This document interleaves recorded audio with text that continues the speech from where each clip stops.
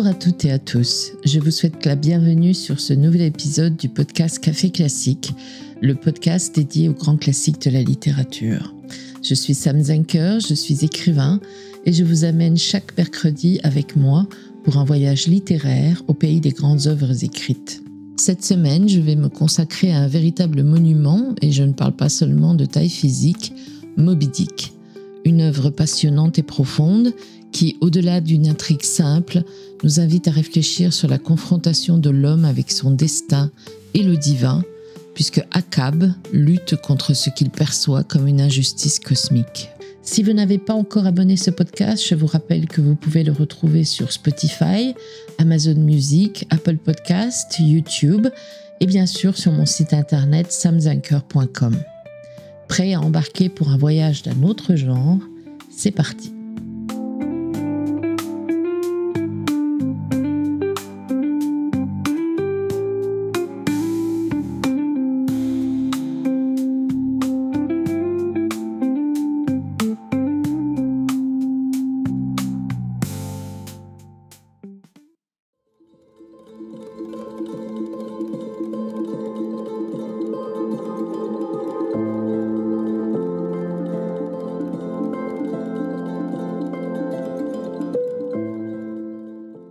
Né le 1er août 1819 à New York, Herman Melville grandit dans une famille aisée dont la fortune s'effondre brutalement après la faillite et la mort précoce de son père.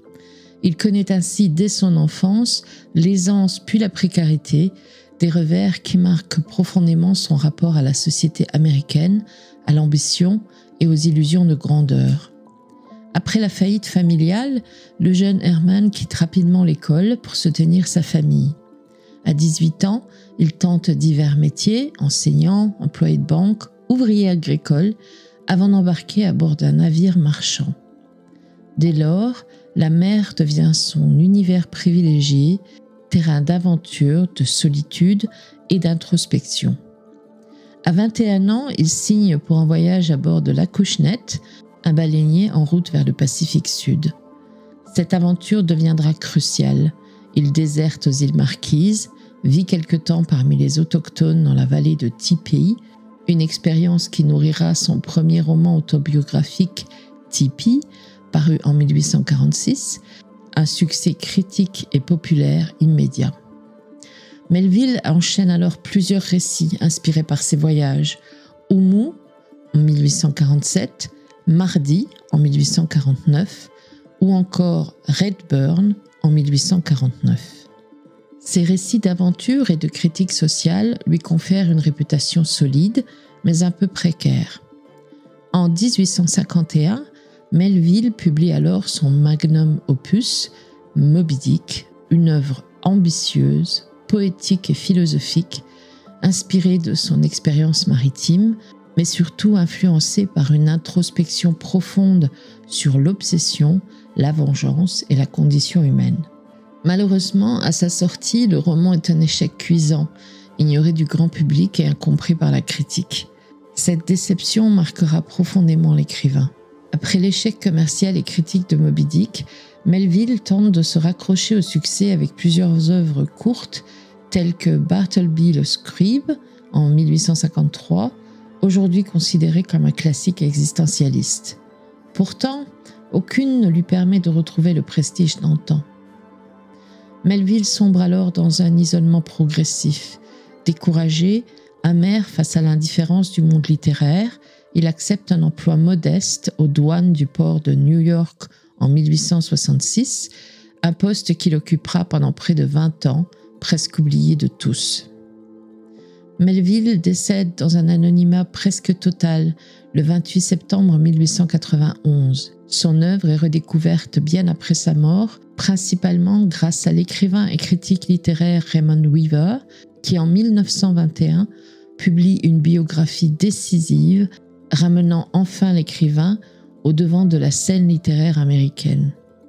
Aujourd'hui, Herman Melville est célébré comme l'un des plus grands auteurs américains, Moby Dick étant reconnu comme une œuvre majeure de la littérature mondiale, symbole intemporel de l'obsession humaine face à l'insaisissable vérité.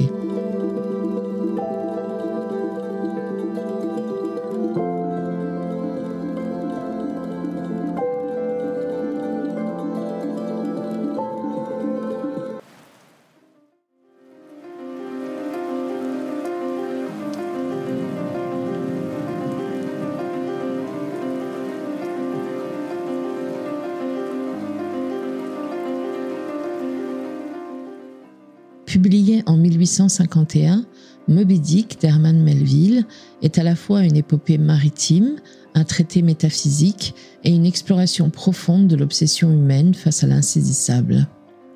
Le roman s'ouvre sur l'une des phrases les plus célèbres de la littérature américaine, si ce n'est mondiale, « Appelez-moi Ismaël ». Le narrateur, Ismaël, est un jeune homme rêveur et mélancolique qui éprouve un irrésistible besoin de prendre la mer pour apaiser son âme. À Nantucket, port mythique des baleiniers, il rencontre Queequeg, harponneur polynésien, avec lequel il noue une amitié forte et fraternelle. Ensemble, ils s'engagent à bord du Pequod, un navire baleinier commandé par le mystérieux capitaine Achab. Une fois en mer, Ismaël découvre peu à peu les personnages colorés et diversifiés de l'équipage. Achab, capitaine charismatique et taciturne, mutilé par une énorme baleine blanche surnommée Moby Dick, envers qui il nourrit une obsession maladive de vengeance. Il y a aussi Starbuck, le premier officier, rationnel et moral, inquiet du comportement d'Achab. Stubb et Flask sont les officiers secondaires avec des caractères très différents, apportant tour à tour humour et pragmatisme à bord. Queequeg, Tashtego et Daggoo sont des harponneurs venus d'horizons divers, symbolisant une humanité multiple réunie par la quête et le danger. Rapidement, la véritable intention d'Achab devient évidente. Il n'est pas venu chasser des baleines pour leur huile, mais poursuit uniquement la traque acharnée de Moby Dick, cette baleine légendaire qui lui a arraché une jambe lors d'une précédente expédition. L'obsession d'Achab dépasse bientôt toute raison. Je poursuis ma haine vers cette baleine, je la poursuis jusqu'à la mort elle-même. Le capitaine est hanté par la baleine blanche qui symbolise pour lui tout ce que l'homme ne peut contrôler, le destin, le mal, voire Dieu lui-même. Le voyage du Pequod dure plusieurs années, traversant océans et tempêtes. Melville décrit minutieusement les aspects techniques et humains de la chasse à la baleine. Le danger quotidien, l'odeur du sang et de l'huile, les peurs et les superstitions des marins. Le roman est ponctué de rencontres avec d'autres navires, dont chacune présage d'une manière ou d'une autre le destin tragique du Pequod. Le Rachel, un navire désespérément à la recherche d'un fils disparu en mer, puis le Daylight, un vaisseau marqué par le désespoir après une rencontre sanglante avec Moby Dick. Chaque rencontre accroît la tension dramatique et la folie latente d'Achab. Enfin, après une poursuite obsessionnelle, Moby Dick est enfin repéré. 3 jours durant, Achab engage un combat épique contre la baleine blanche. Chaque jour voit la folie et la détermination du capitaine s'intensifier, ignorant avertissements et signes funestes. Le 3e jour, l'affrontement ultime a lieu. Moby Dick charge le navire, le détruisant entièrement. Achab, dans un ultime acte de vengeance, harponne la baleine, mais s'en trouve piégé par la corde, entraîné vers les profondeurs et sa mort certaine. Tout l'équipage sombre avec lui, à l'exception d'Ismaël. Ismaël, témoin impuissant du drame, est le seul à survivre, sauvé par un cercueil vide ayant appartenu à Queequeg, flottant à la dérive. Il est recueilli par le navire Rachel, qui, recherchant un fils perdu, trouve un autre orphelin de la mer. Ismaël demeure pour raconter l'histoire de cette obsession destructrice, celle d'un homme confronté à la force insondable de la nature et du destin. Initialement incompris, Moby Dick est aujourd'hui considéré comme l'une des œuvres majeures de la littérature mondiale. Melville y mêle habilement récits d'aventure, réflexions philosophiques et poésie épique, créant un livre dense, riche et profondément humain.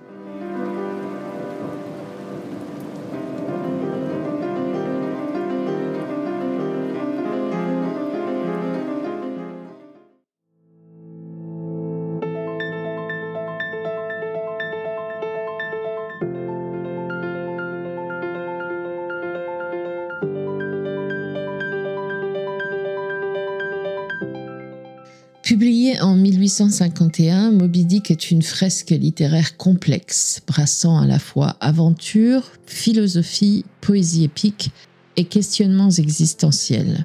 Herman Melville y déploie un récit riche en symboles et métaphores, dans lequel chaque lecteur peut reconnaître ses propres luttes intérieures. Le thème central du roman est l'obsession destructrice du capitaine Ahab pour la baleine blanche. Extrait: vers toi je roule, baleine qui détruit tout sans vaincre. Vers toi je roule. Jusqu'au dernier soupir je te combats. Du cœur de l'enfer je te frappe. Pour la haine, je crache mon dernier souffle. Cette obsession symbolise la volonté humaine de maîtriser l'incontrôlable, la nature, le destin, Dieu lui-même. Ahab incarne la tragédie de l'homme qui refuse d'accepter ses limites, préférant la destruction à l'humilité face au mystère. Toute vérité profonde, toute vérité totale est un abîme. Aujourd'hui encore, l'obsession d'Ahab évoque nos propres poursuites insatiables. Pouvoir, vengeance, richesse, perfection. Sa chute rappelle les conséquences dramatiques de nos quêtes excessives, en particulier à l'ère des réseaux sociaux, où l'obsession de contrôle et de reconnaissance mène souvent à la solitude et à l'autodestruction. La baleine blanche, Moby Dick, demeure insaisissable et insondable. Melville entretient volontairement l'ambiguïté autour d'elle en faisant un symbole universel. C'était la blancheur de la baleine qui me frappait par-dessus tout. Cette blancheur indéfinissable, surnaturelle, terrifiante. Cette blancheur évoque l'inconnu, l'insondable vérité du monde, la puissance d'une nature insensible aux désirs humains. Moby Dick symbolise l'anxiété moderne face à ce qu'on ne peut contrôler. Crise environnementale, catastrophe naturelle, pandémie. La baleine est la métaphore vivante d'une nature qui se rappelle à nous avec violence quand on tente de l'asservir ou de l'ignorer. Le Pequod, avec son équipage hétéroclite, Queequeg le polynésien, Tashtego l'amérindien, Dagu l'africain, est une micro-société humaine, métaphore d'une Amérique et d'un monde multiculturel, déjà à l'époque de Melville. Nous étions une légion d'hommes, venus de toutes les nations, embarqués sur un même navire, poursuivant une même quête. La diversité souligne une vérité universelle. L'humanité, dans sa multiplicité, partage un destin commun et tragique. Cette pluralité rappelle la mondialisation actuelle où tous, malgré nos différences, partageons les mêmes fragilités face aux défis globaux, changement climatique, crise migratoire, guerre. Le Pequod devient alors le symbole de notre planète, embarcation commune dans la tourmente. Ismaël, le narrateur et unique survivant, incarne l'homme ordinaire, témoin du drame. Appelez-moi Ismaël, quand l'ennui m'envahit, quand mon âme devient humide et pluvieuse, alors je prends silencieusement la mer. Ismaël est celui qui accepte finalement l'absurdité du monde et survit précisément parce qu'il ne s'acharne pas contre elle. Il incarne aujourd'hui l'individu qui, face aux crises contemporaines, choisit l'humilité plutôt que la lutte aveugle. Il représente aussi l'espoir d'une conscience humaine capable d'accepter ses limites pour mieux préserver la vie et le sens. Melville décrit précisément la chasse à la baleine comme une entreprise industrielle violente et destructrice. Une barbarie élégante, à la fois commerce et carnage. Sans être directement militant, Melville interroge dès 1851 la légitimité morale de l'exploitation illimitée de la nature. Cette vision annonce les inquiétudes écologiques modernes. Moby Dick résonne aujourd'hui comme une prophétie face aux ravages humains sur l'environnement et nous pousse à repenser notre rapport à la nature, non comme une ressource inépuisable, mais comme une force sacrée, digne de respect. Melville innove formellement en mêlant récits d'aventure, encyclopédie baléinière, poésie lyrique et dialogue shakespearien. Sa prose est musicale, philosophique et même parfois mystique. Extrait: Ô homme, admire et vénère la baleine. Ne la chasseras-tu pas sans conscience? Elle est le mystère incarné, elle est ce qui dépasse tes limites. Cette richesse stylistique place Melville parmi les plus grands auteurs américains modernes, jouant librement avec les conventions. Il existe des romans dont l'écho traverse le temps, dont les vagues nous portent au-delà des époques jusqu'à toucher nos propres rivages. La vie d'Herman Melville, auteur incompris en son temps, résonne étrangement avec l'histoire qu'il a décrite, une quête de vérité, un désir obsédant d'être entendu, vu, compris, au risque de sombrer dans l'oubli. À bord du Pequod, nous avons suivi Achab dans sa lutte acharnée contre une baleine blanche qui refuse d'être capturée. Mais nous comprenons aujourd'hui, comme l'avait compris Melville, que cette baleine, ce mystère, cet insaisissable, est au fond le miroir de nos propres quêtes modernes. Nos ambitions démesurées, nos luttes contre une nature qu'on ne contrôle jamais vraiment, nos obsessions infinies de reconnaissance, de pouvoir et d'identité. Moby Dick n'est pas seulement une chasse à la baleine, mais une chasse à la vérité et à soi-même. C'est une invitation à reconnaître humblement nos limites humaines, à accepter la beauté tragique de l'existence et peut-être finalement à nous laisser porter parfois par les vagues plutôt que de vouloir à tout prix les dominer. Melville est mort sans voir son œuvre reconnue. Mais aujourd'hui, par ce simple acte d'en parler, nous réparons un petit peu cette injustice, prouvant que certaines voix traversent même les plus grands silences. À votre tour de prendre la mer, quelle sera votre baleine blanche ?